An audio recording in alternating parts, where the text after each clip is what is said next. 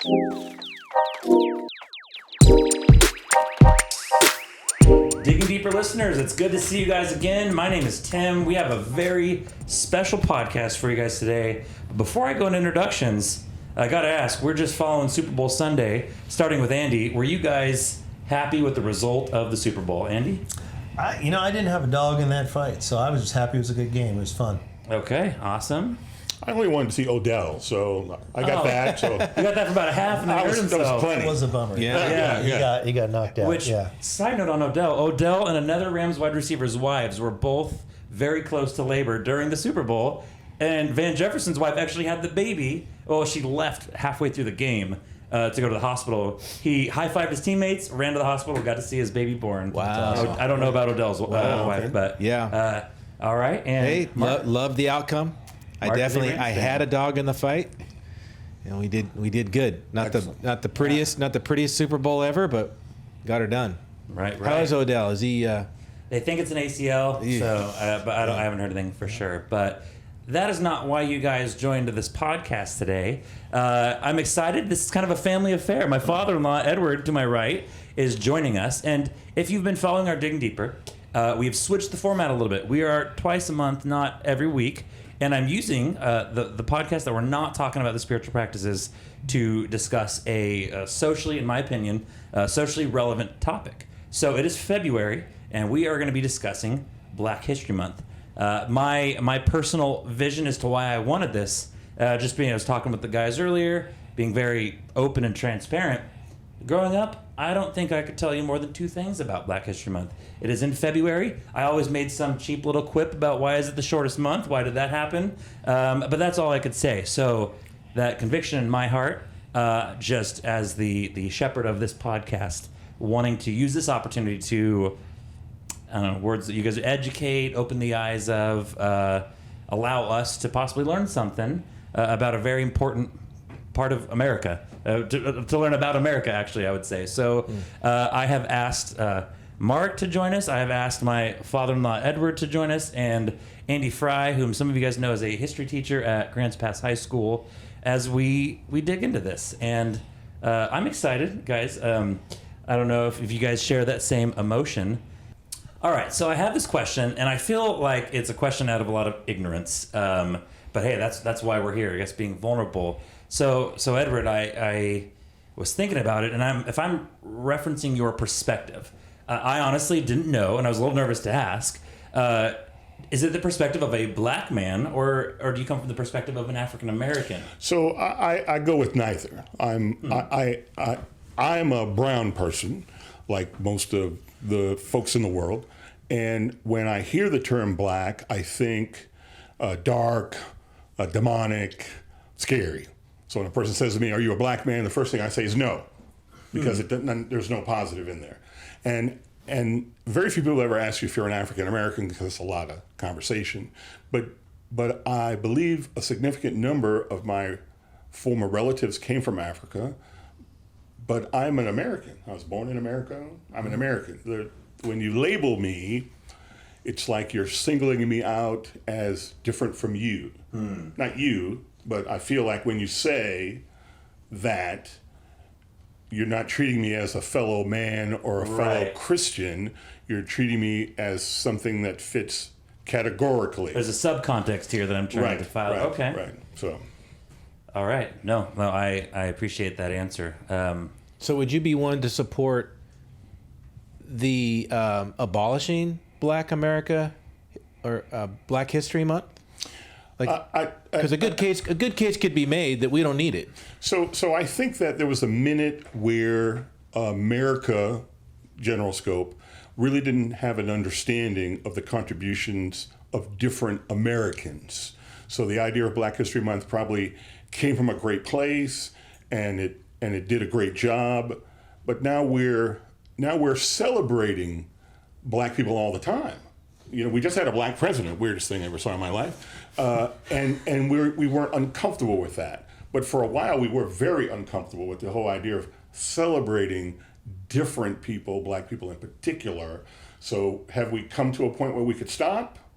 I think we're getting there. I think we're getting to the place where we really need to start calling us as we are, Are you my brother, or are you my adversary? And when you start labeling people, pit bull, Rottweiler, German Shepherd, no one would like that. But that's what we're doing. We're doing the same thing. Okay. All right. No, I totally get that.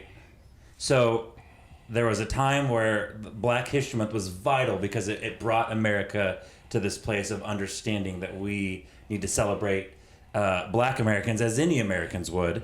And what I'm hearing you say, to my understanding, is that we could be at a spot where maybe it served its purpose, but why not keep doing that just naturally all the time? Right. I think we celebrate our moms every day, not just on Mother's Day. Right. Yeah, and I'm going to say I do. Sure. Yeah, totally. Yeah, I celebrate my mom all the time. All Mom, the you're listening? time. Yeah. Yes, all the time. Okay. There's cool. certainly precedent to recognize and to celebrate individual groups within the whole. Right? We just had Valentine's Day. Hope you guys didn't forget.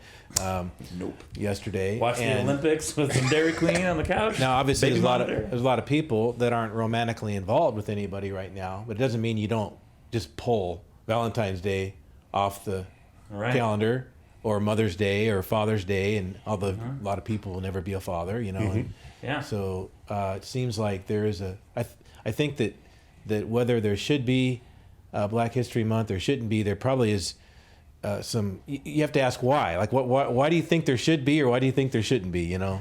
Yeah. The deeper issues. Well, like a lot of those holidays that you mentioned, and I think like a Thanksgiving, you should be doing those 365 days out of the year, but we are going to take a well-deserved amount of time to remind you of that. That's what I think of. I'm not just going to be thankful on Thanksgiving. I'm going to be really stuffed and probably just out of it on Thanksgiving. There shouldn't be romantic. I know some people, they don't celebrate Valentine's Day because I shouldn't have one day where I'm being romantic, to my wife. So, but it just, from my perspective, it serves as a reminder, personally, to me. So I do want to get to the history, and we have a history teacher on here. I want to get to the history and the origin of how it started, but I do want to ask this question to all three of you. Are there any misconceptions? Edward, I don't know if you have anything from your perspective, misconceptions of Black History Month, where there's a large population of people that think that's not actually true. Well, I think Black History Month seems to swirl around the stars of all Black Americans, but not necessarily the achievements of non-whites in America. And so it leaves me empty. I think it's great, Jackie Robinson, wow. But who invented the stoplight? And I'd be interested in that. Open heart surgery, I'd be interested in that. Brain surgery, I'd be interested in that. These are things that have benefited society as a whole. Where Jackie Robinson, you'd have to be into baseball. Right. I grew up in the shadow of the Yankees, so. So it's almost like there's this Mount Rushmore, like the Martin Luther King Jr., the Jackie Robinsons. But you're saying, let's celebrate the whole infrastructure of America and those that. What was the first newspaper printed in Oregon? I can't think of the name, but I believe it was a Black newspaper. Okay. First newspaper printed in Oregon. Strange. Yeah. What? We need a fact checker on this side. That's going to be in my deeper list. Okay. Don't email me, but I'm just saying. Okay. But from a historical perspective, I mean, what is the reason we're here? Yeah. Andy, I would love to just from you teaching Black history every year. How did we get here? How long has Black History Month been here? Yeah, as Edward said. Yeah, well, it began in schools. It began with a Black professor in 1926 as a week, and they picked February because Abraham Lincoln's birthday and Frederick Douglass' birthday. And Frederick Douglass, a prominent anti-slavery fighter who was a former slave and also tremendous writer. And so both have February birthdays, so that's why it's February. By the 1970s, another professor, a guy named Professor Broussard at Texas A&M, history professor, so Black History Month, history is kind of a big part of that, pushed for the month. And so when I entered education, one of the interesting debates was, what do we do in a classroom, especially in a history department of Black History Month, and you get these emails from administrators or notes say, hey, don't forget it's Black History Month. Like, this is the month where we talk about Black people. And even as a young teacher, I was like, well, that's weird. Because, when you teach history, it's a story, right? You start at the beginning, you end at the end. And, hey, the Civil War lands in December. Why wouldn't I talk about slavery in November? Do I have to wait till February? But that's out of order. So there was a bit of, and Edward, you were talking about this, almost it can be forced in a way. And teaching with Black colleagues and Hispanic colleagues are like, we're part of the story, period. If it's a celebration, which I think was the original intent, was let's celebrate. And that's awesome. And I think it's like you were talking about holidays. If it becomes this political agenda to make sure we're checking a box, then it seems inauthentic. It seems insincere. And as a teacher, it doesn't. And kids, I will tell you, are like, oh, it's Black History Month. That's why you put the poster up. That's not, I think, what you want to do. What you want to do is tell the story of Americans, Black, Hispanic, Asian, and you tell the story naturally because that's what actually happened. And so I think it can be positive, it can be a celebration, or it can be weird if it's some bureaucrat trying to check a box. And both of those happen. And so the origin, though, was really celebration. It was coming, I think, from a place of saying there are a lot of contributions that different groups of people have made. Some of those people are not in the textbook, certainly not in 1926, and maybe even not in 1986. We need to remember this, and we need to celebrate it, and there's some really good stories that aren't being told. And so as a history teacher, I'm always looking for a great story to be told, and I want all my students to see their story in history, because that's where they connect, right? We're relational people. And so it can be very good, or it can get weird. I think if it's part of a good celebration, then it's pretty cool. Yeah, and I think we need to say right up front that there would be some who would like to use Black History Month as a way to promote divisive agendas, critical race theory, which can't get on board with that. Black Lives Matter as an organization can't get on board with them at all. And so these agendas that only divide our country and are false narratives that are tragic. That being said, the idea, as Andy shared, that look, this is a beautiful thing. Like, why wouldn't we celebrate this? And to show how individuals have and not just the Jackie Robinsons, but people, the impact and the influence that they've had in our country to make America what it is. I think beautiful thing. Yeah, beautiful thing. But I can understand how someone might push back as because of these agendas and some of this division and some of the false narrative, let's get rid of it all. Well, no, I think it stands on its own. Yeah, and I think you could have that argument kind of cookie cutter to almost anything whatsoever. Well, Christianity, the Crusades were kind of ugly. We have these extremists. Let's just throw it out altogether. I feel like, yeah, there could be that extreme to any belief or to any thought. I think there's going to be a group either way that's going to be a bad apple, so to speak. Right. And it's a bummer when those things maybe get in the way. But I'm just rambling at this point. Edward, do you have anything to? Well, I was just thinking again, and sort of walking the same thought with Mark. You can use Black History Month as a weapon, or you could use it as a door. The idea, I think, in education is that it's a door. Here's something you didn't know. That's why we're teaching it to you. And here's something that you can share as you go through life. Now you have a better understanding.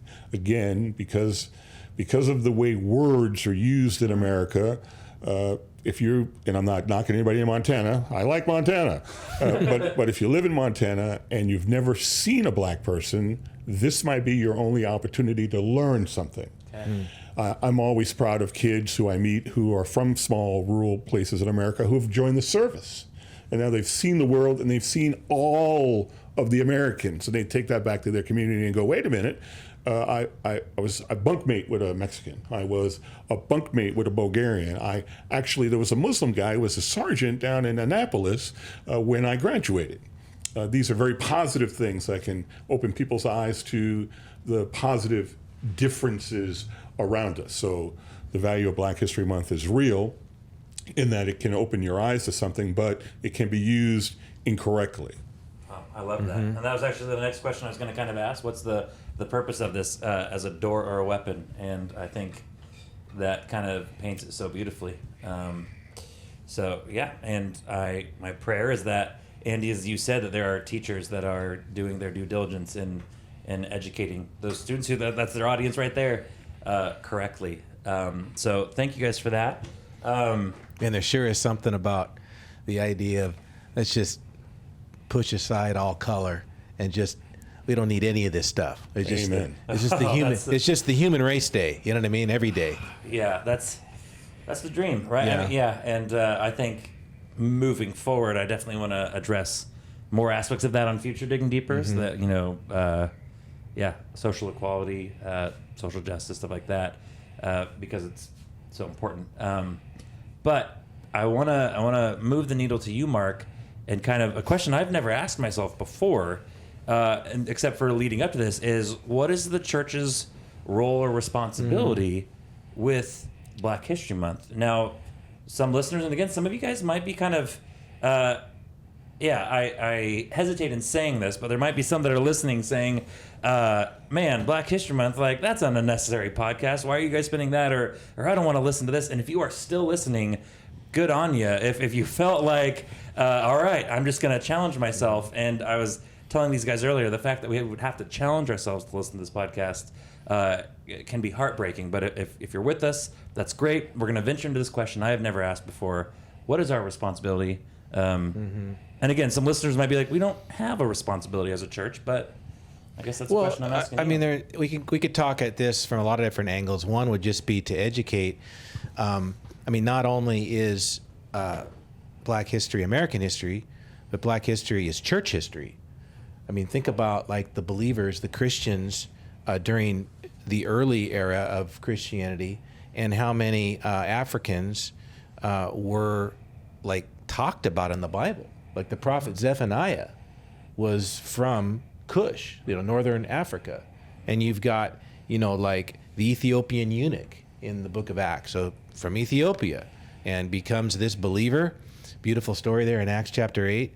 He's a leader in the Ethiopian government, and they think he was instrumental in the Coptic church there, and so an African brother. You've got like John Mark.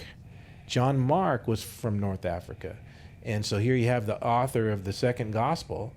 And I think maybe a lot of times in the church you don't realize that our Christianity it has origins in Africa. Not only that, but the church fathers. So like Tertullian, regarded as the father of Western theology, 200 A.D. from North Africa. Augustine, who kind of speaks for himself with his notoriety and fame in 400 A.D. And Augustine's from a modern day Algeria. So you look at these things and you're like, wow, there's a lot of like African history at the birth and the foundation and the growth of the church. And so we look at that and we go, that's awesome. Yeah. And we then can take something that our country has established as a recognized month, President Ford in 76, and say, yeah, we want to celebrate what the Lord has done in our Black brothers and sisters, and the contribution. I mean, talk about the contribution that the Black church, tragically, it was segregated, and it needed to be its own church, so our authorities thought at that time. But the Black church movement and all the fullness and the gospel music and the the impact of the black church in the church in America has been super powerful.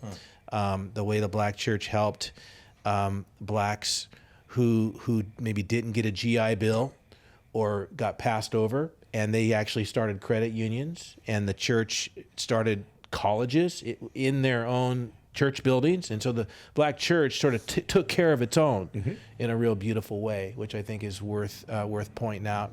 Definitely modeling the church that's described to us in Acts, right? Like exactly. Taking care of your, Right. So I think we should just celebrate all these things, as well as, I mean, Jackie Robinson, way to go. You know what I mean? You watch that movie 42. Awesome movie. And I mean, what he went through. You look at who are the ladies in the NASA movie? You know, it was called Hidden Figures. Figures, yeah. And man, those are inspiring stories. People that pressed through, that endured suffering. So I think why wouldn't the church jump in and talk about it and celebrate it? And I think about Chris Large, who was in my youth group when I moved here in 1990. Edward, man, if you think it's a white community now, back then, I mean, Chris may have been one of 5 black students in the whole town. Wow. And what he endured, some of the suffering, the persecution, the racism was terrible, you know, but he was a strong, godly example of what it means to love Jesus and to love his even his persecutors. So so there's a lot there. I mean, we can go on and on. I'm sure we will, you know, hit on other reasons why we should celebrate, you know, the things that have happened. Yeah. Well, I mean, Andy or Edward, do you guys have any other desires for the church's role or responsibility? Well, one of the things I think that as I've been helping preach a little bit, and Mark and Tyler say, "Oh, you bring the history perspective," and kind of the one of the cool things about that is to see how Jesus responds to racism in the Roman Empire. The Roman Empire is very racist. Jews were racist towards Samaritans. Romans are racist toward Jews. There's a great deal of racial tension. So who's Jesus commend, right? He singles out a Roman centurion who is part of the occupying force. And in front of a bunch of Jews, he says, greater faith is, I've not seen bigger faith than this, right? The Jews are just, what? Right? And then, and of course, he deals with the Samaritan woman who's sort of stunned, like, you're a Jew and a man, and you'd even want water from me. Jesus is constantly shattering the tribalism, Edward, I think was the word you used. And this is a human thing. So obviously, African Americans in the United States, we have a very unique story, but the sin of judging people by their appearance, right? Which specifically in the Bible says, man looks on the outward appearance, God looks on the heart. We're all made in the image of God. And Jesus is constantly shattering his society's tribalism with how he acts. And what's he doing? He's saying, look, what I'm doing is going to be for all nations. And so the church has often been the leaders in fighting that. Sometimes, to be honest with church history, and confession is good, some churches have been on the wrong side. They have been unbiblical. Don't do. That is shocking. I know. You would even say so. Cut real quick. And Deal with Andy over here. But, as history teachers, as someone who loves church history, tell the whole story. The good and the bad, right? So, because we're humans, we're sinners saved by grace. And so sometimes Christians have acted with great courage, and sometimes the church has not. And I think looking at our story in that area of how we treat the outsider is great to celebrate the heroes, the William Wilberforces and the Frederick Douglasses, who were strong believers. And to also say, and sometimes some of our past brothers and sisters, they might be in for a little spanking when they see Jesus, because they didn't get it. Right? Yeah. And so, if God is about anything, he's about honesty, right? And so as a history teacher, I've always tried to be honest, and obviously a lot of growing, learned a lot from my students of different backgrounds in that. But as a Christian and as someone who hopes to stand for the truth, and as someone who loves church history, also looking honestly at how Christians have behaved. and celebrating the good and then learning from the not so good. Yeah. Because we may be called upon in our lifetime to be courageous about something else, just like they had a choice to make. And sometimes they chose well and sometimes they didn't. So that's how it applies. When I'm called upon to be courageous for the truth, for treating people as Jesus did, hopefully I get the right lesson from history. Right. Isn't it amazing? I'll tell you what is inspiring to me is there in the slavery period, and when there was a segment of Christianity that got it so wrong. Yeah. And yet you had slaves who were able to tell the difference between true biblical teaching and terrible, quote unquote, Christian living. They were able to make that distinction. Yeah. There's this quote by Howard Thurman, who I wrote this down. I wanted to share it. African-American theologian and writer. Howard Thurman said, "By some amazing but vastly creative spiritual insight, the slave undertook the redemption of a religion that the master had profaned in his midst." Wow. That's cool. And, that perseverance to push through and not to hate his master, her master, and to see true Christianity in the Bible, And another thought, kind of piggybacking to what I shared earlier about Christianity and its stronghold there, or at least its foundation there in North Africa, is there's this lie today that Christianity is just a white man's religion, right? This false narrative, and the only reason that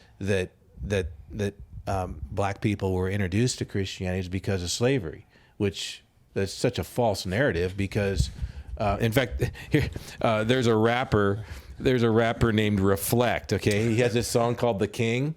Check this out. Here's what he says: "White man's religion, that's just fake news. The cross was in Africa before Europe even knew." I love that line. Which is actually historically true. Yeah. I dropped the mic. Right. Yeah. Edward, a.k.a. Reflect, who we have here on our Dignity podcast. Yeah. So that's the joy of Christianity right there, just wrapped up in what Mark was just sharing, is that the Christ came to redeem us all, and even though we want to be different, I don't know why we want to be different, we're all the same. We're his, is what he says. He doesn't say you're mine if you're. He says we're a brotherhood, a sisterhood, we're a family. United in Christ is very hard to do because of the fact that, yes, there are still today people who use Christianity as a way to divide. And I'm assuming conquer. I don't understand what the end game is. Right. I mean, how can you love the Lord and not allow me in your church? How can you love the Lord and not allow me to participate in your administration of your church? But unfortunately, sadly, that still happens today. And I think that's the somewhere in there is that kernel where people are CRT, where they're, what is the purpose or what is the hope of Black history?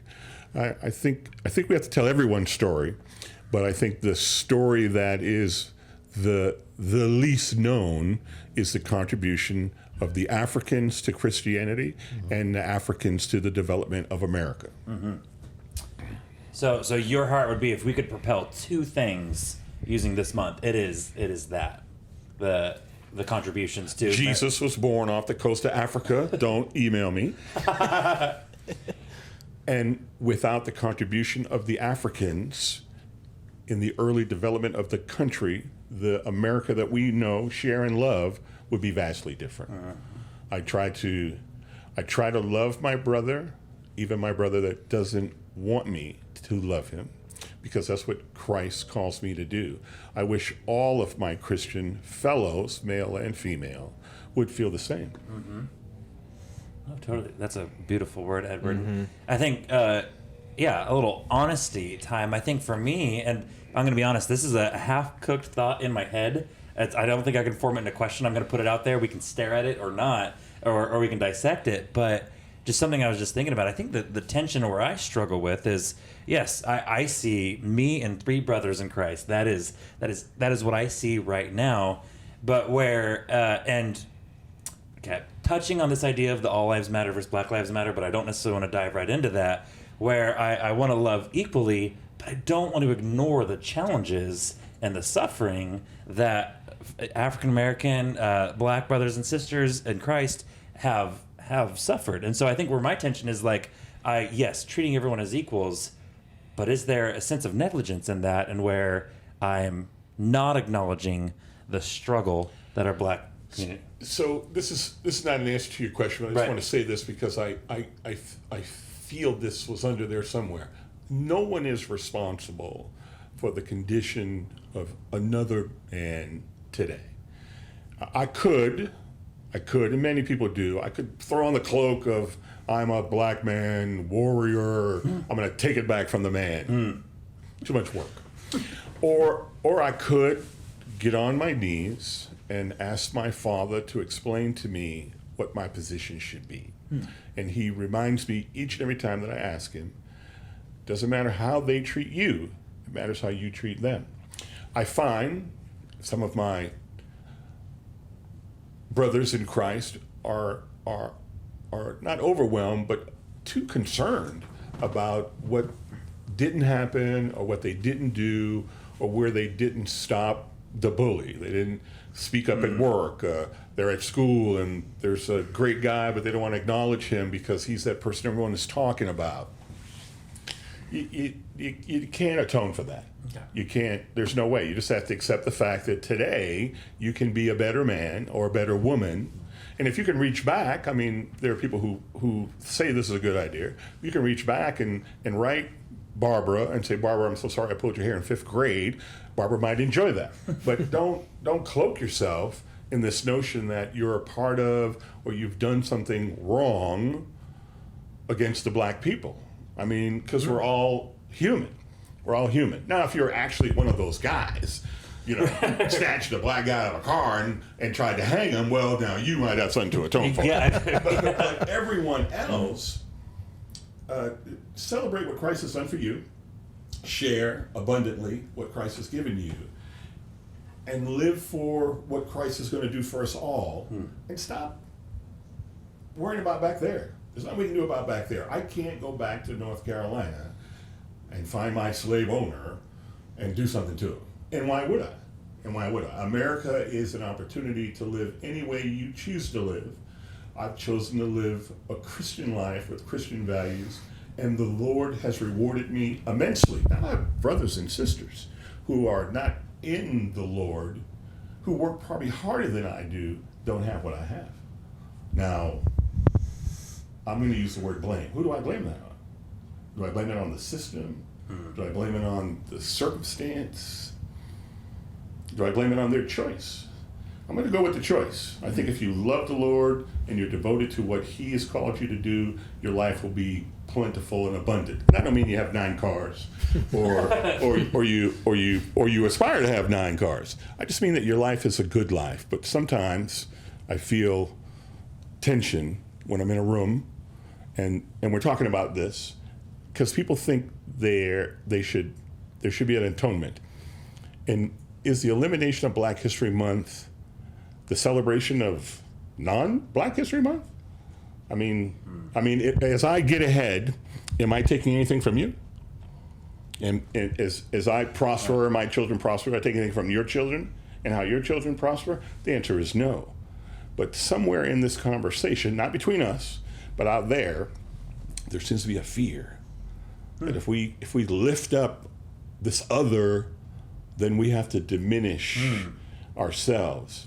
And I don't think that's correct in Christian life. Right.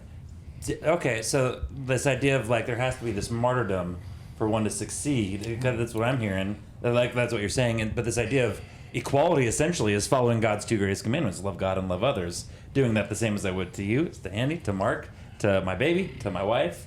Love God and love others. Which that's the king of easier said than done. Right.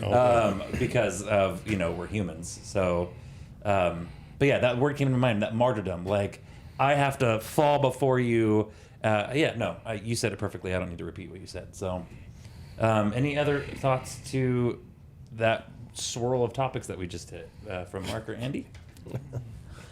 Well, while Andy's thinking, you know, my story is similar to yours, Tim, in that, you know, a lot of this has become more prevalent in my life, like later in my life, to be more sensitive to these issues. I don't know what it was, my upbringing, where I was raised, like you, like what Black Awareness Month, Black History Month. What is this? I never really heard of it, you know, until just in the last few years.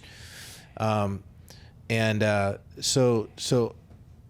you know, like I remember here recently, I don't remember how I stumbled on it, but I was doing some studying, and I came across a Martin Luther King speech, and it wasn't like one of his famous speeches.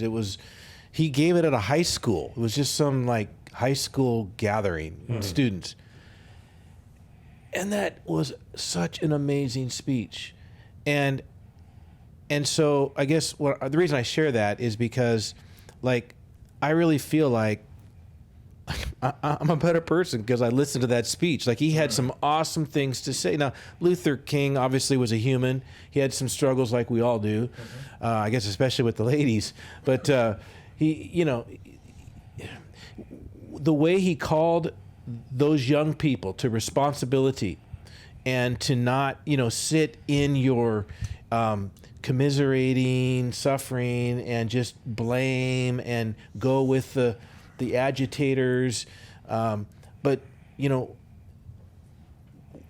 be the hardest worker you can, you know, get after it, you know, take personal responsibility, and other things he said in this speech. And I'm like, man, there was a way that I was educated, and from an individual that I hadn't really known that much about or listened to that much, you know. So I think awareness and just getting outside of our echo chamber and the kind of the stage of life or the place in life that we're at is such a good thing. Yeah, I think there's these two extremes. One is to be like, as you said, to use it as something that's divisive, to be so obsessed with race and injustice of the past that you see it as divisive and you use it as a weapon. The other is to say, oh, well, everything's fine now and nothing ever went really wrong. There was a civil war, but, you know, I don't want to talk about it, right? So there's ignorance and there's anger. And I think the path, as it so often is down the middle, to say, hey, I'm willing to learn. I need to grow, you know.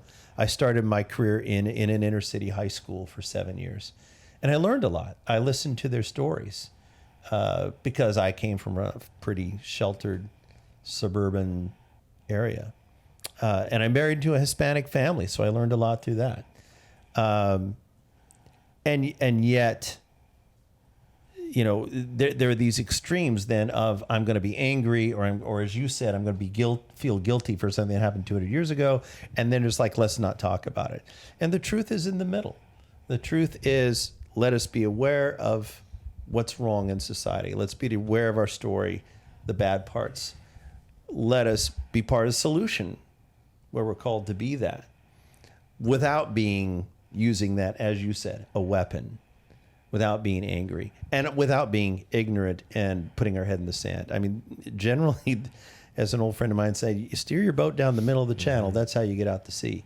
And it's very easy in our culture, I think, to get sucked into one extreme or the other.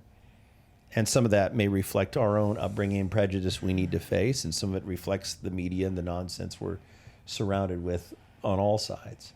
Instead of saying, I want to be centered on truth. You know, I want to be with the truth, and I want to be,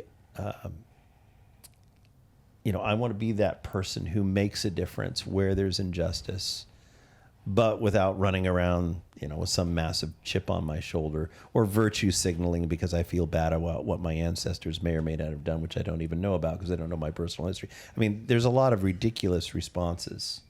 But that centered response of just being centered on truth, I think, is very Christian. We're like so binary, right? I mean, it's all one or all the other today. Like pendulum swinging, and it's like keep it in the middle. Anyone who's alive, right, has a pulse will have to admit that. Yeah. And tragically, the church is is getting sucked into that same thing, where if you try to have a rational conversation or go down the middle, not to be mamby-pamby PC, but like as far as truth, like let's take truth that exists and let's walk down in a balanced way down the middle. Like, I mean, you said a few minutes ago, Tim, I appreciated how you shared that about, the plight of our black brothers and sisters and what they've gone through. I mean, it hasn't been that long since the civil rights. You could say, well, it's been a couple hundred years now, or over 100 years since, Civil War and all that. But then there was the whole Jim Crow era. And then, we'd like to believe it all ended in the early 60s with the civil rights movement, but it didn't. Obviously, I guess what I'm trying to say is the historical racism, the ripple effect, the rootedness of this continues to have an effect on Black America, no doubt about it. And to acknowledge that and to grieve over that in a way that, I could never really understand it. I don't go through it. But I could try to understand more your story and hear your heart and hear. And we have had talks, and there was a prior Digging Deeper podcast where you shared a lot of your heart and stuff. But to then take the next couple of leaps and say, well, and yeah, reparations, or America's a racist nation, and it always has been, and it's absolutely a false narrative. I mean, America has plenty of problems, okay? But America is probably the most tolerant nation when it comes to racial inclusiveness than any nation in the world. I think studies have proven that, right? And America, thank God, has gotten better. Like, part of evaluating something is seeing its progress. And we're not where we ought to be yet, but praise God, we're not where we used to be. Well, I think that's part of the one, the extreme view that America is irredeemably racist. That ends all hope of redemption for one group of people. Yeah.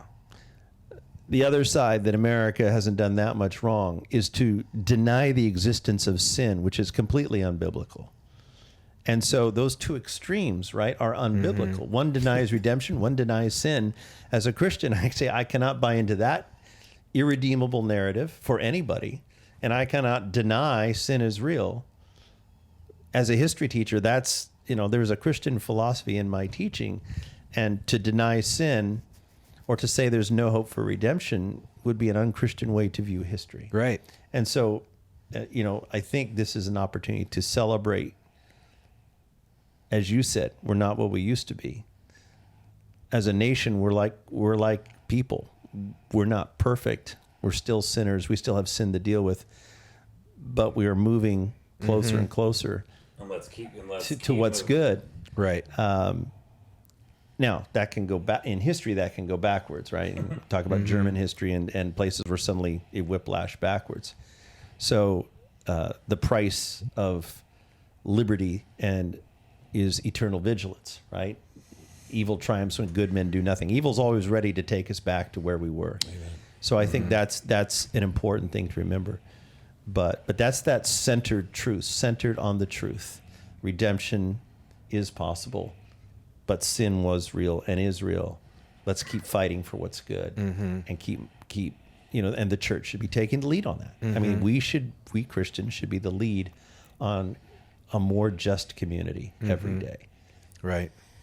Yeah. So, Tim, if I may, I just listening to Andy, I think the reason for Black History Month is it's an opportunity to say, hello, America, we are here, we've contributed, and we're going to always exist.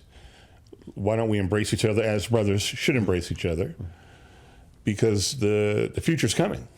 I mean, I love the idea that we can hold on to the past and we can live in the past, but it's just that, it's an idea. Every day we get up, every day is a new day. And we could try to roll back the clock to whatever, pick a year, but every day is, I think it's 2022 now. And I would love for Christ to come right now.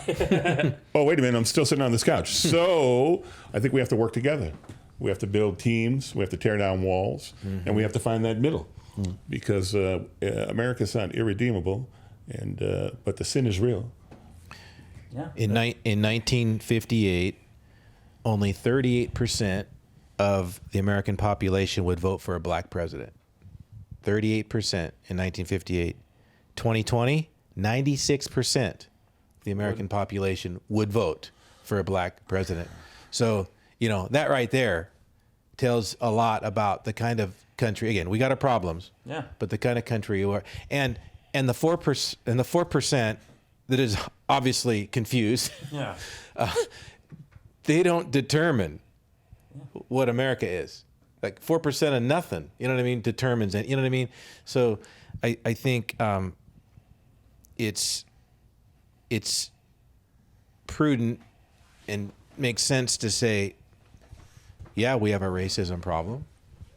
Yeah, there are racists in our country. It's this thing called sin. There's racists in every country. Yeah, we got to get better.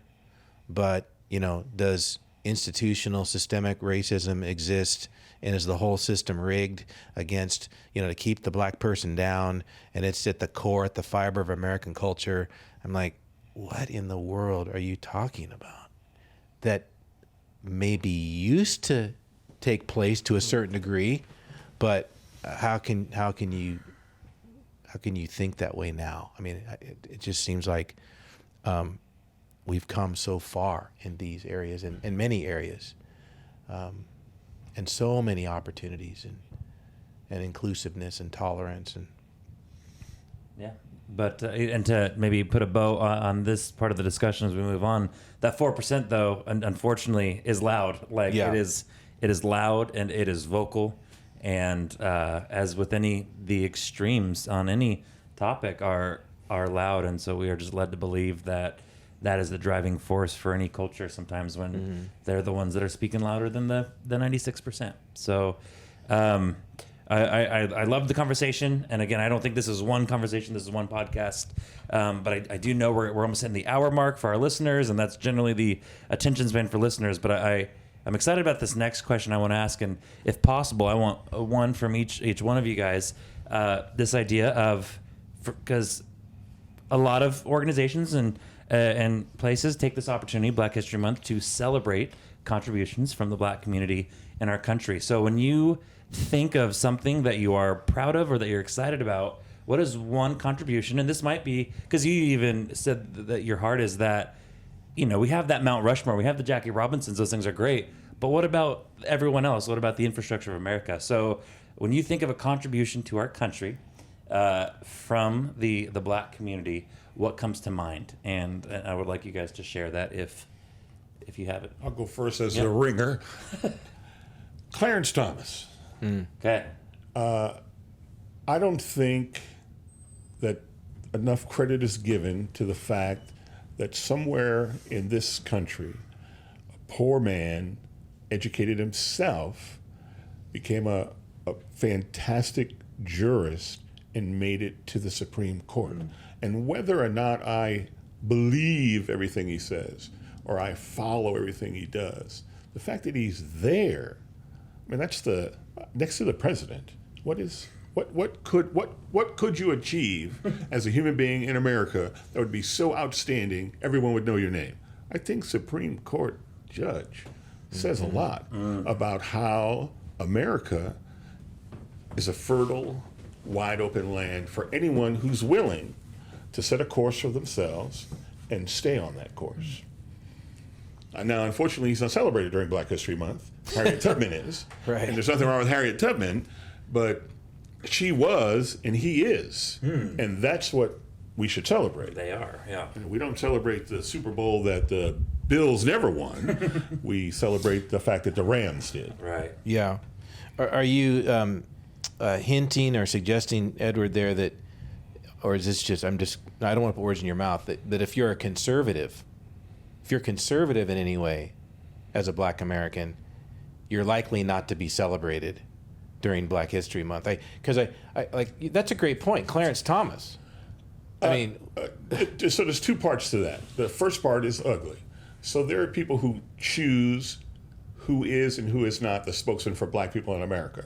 I never voted for Al Sharpton, but for some reason they trot him out and they say, here's this guy. Yeah. He's going to speak for black America. Wow, I'm definitely not black on that day. But those people do seem to turn their back on strong Christian conservative blacks. There's no answer that comes to mind as to why that is, except to say that maybe they didn't hear the story that my father told me. My father told me you can burn the building down, or you can buy the building. And it took me a long time to figure that out. I could join the riot. I was old enough. Or I could pick up the pieces after the riot. I obviously chose to pick up the pieces after the riot. But in a lot of homes, whether you're white, black, Chinese, Mexican, there's a narrative that you can't. And that probably wasn't what Clarence heard. Clarence heard you can. You just go ahead and do it. And I'm sure everybody in his family was proud at every step he got forward. But why doesn't the media celebrate people like him? I don't know. I haven't quite figured it out. Go back to the Jackie Robinson thing. And please, Jackie Robinson, I love you. But that's a skill that not every person can take up. Not every girl can play baseball and hit home runs. That's not going to happen. But every girl could be a Supreme Court judge. So, Yeah. Love that answer. Yeah, I was asked to teach on the history of missions at a missions conference in Medford a couple years ago, and did some more digging and research to expand my knowledge. And the first American missionaries to Africa were black in the 1700s. And so people talk about the white missionary. No, the first they showed up about 30 years later. And so there's, I'm a kind of a church history nerd, but there's a little American and church history combined. And then you look at the fact that today 3/4 of the world's Christians are from the non-Western world, right? So when you get to heaven, most of my brothers and sisters are not going to look like me, because right now there are more Christians percentage on the planet than ever in the history of the church in 2,000 years. I mean, we look at America and say, oh, it's this, it's that, church has become more secular. No, Christianity is booming. And it's booming in Africa, in Asia, in Latin America. The church is alive and well, and God is moving. And it's with our brothers and sisters of various countries and places. And that goes back a long way. And God telling us we then got the lights went off. That's the 1 hour light. It's the wrap-up music. When Everything's on a timer. award. Yeah. Energy efficient. So I mean, that story, that little known mission story, and then to look at today where the church is at. I just thought that was really cool, and I love sharing that with those folks and sharing it with you. So. Awesome. I've given a bunch of examples. Yeah. I mean, I still think Martin Luther King, just non-peaceful, love your enemy. Nonviolent. Yeah. Did I say non-peaceful? Yeah. Spinning the narrative. Thank you. Non-peaceful. I'm over here just like, yeah. Not Malcolm X. Right. Sorry. Non-violent. Love your enemy, and what a great message that is. Yeah, but not passive. Here, people always say it's passive. No, he was active, but never surrendered the ethics of how to act. Right. That is so admirable. I don't know if I would have the patience. Right. It's a beautiful example. Yeah, I asked myself, where are the spokesmen and women like him today in this cultural moment? Yeah. I mean, they'd probably laughed out, Yeah. All right. Well, all great answers. And I kind of want to wrap up our time with any. So if you're familiar with our podcast, resources, this podcast is about ready to end, but I hope our study or our pursuit of continual knowledge is not. So do you guys have any books, any podcasts, any sermon series that you would encourage those that are listening to pursue on Black History Month, just our American history in general? I always forget to bring the resources, but I get That's why we have Google. A couple magazines, and there are some good books coming out in the context we're in by Christians saying how do we face injustice in our society from a biblical perspective, neither burying our head in the sand nor buying into narratives that come from a non-biblical worldview, and so. So I don't have a resource, but they're coming out from young theologians of Asian, Black, white theologians. There's some young voices out there from a biblical view that are really tackling this stuff. So I can only there's stuff out there.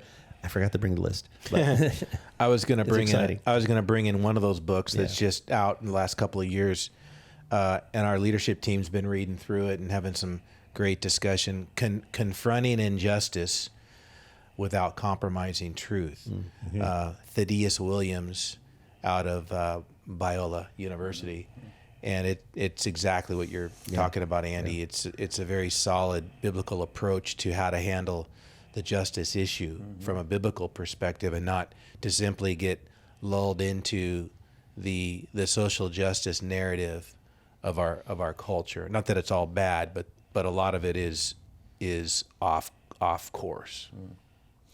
And the good thing about media is that you can email diggingdeeper@rivervalleycc.org, and we could connect you and get those resources when we get off air. Edward, any resources that our listeners... I say it all the time to people who ask me, if you want to know more about others and yourself, read your Bible. Mm-hmm. And if you want to know how to have a good life with yourself and others, do what it says in your Bible. I've never met a man that hated me who read his Bible. Not one time did a Christian ever run up to me and say, you blah, blah, blah. Have a great day in Jesus' name, amen. Right. So we're a group of Christian men. We represent Christ in all that we say and do. Ideally, though we do fall. But if we're ever going to share anything with anyone, it should be our faith and our commitment to what's in that book alone, because that's how we'll forget about ourselves. I'll do this, and the engineer won't like it. I can't see what color I am. I only know that I'm a human being. And that's how we should live. Mm-hmm. All right. Yeah, good words. Well, I really appreciate everything. Is there any final parting thoughts that you guys were wanting to say, hoping to say that didn't come up? We touched on quite a bit. If I could go first. Yeah. The next non-white person you see, walk up to them and say, "Hi, my name is," and see what happens. All right. Just as a challenge. Yeah, no, hey, a little parting gift, a little challenge. Awesome. Andy, Mark, anything as we wrap up? I like that, Edward. I like the way Edward ended it. Mm-hmm. Yeah, no, awesome. Edward, thank you very much. Andy, Mark, thank you guys very much. We'll see you guys in 2 weeks. We're going to continue into spiritual disciplines, and down the road, we have a lot more cool topics, theological, social, all the above. Listeners, until next time, catch you later.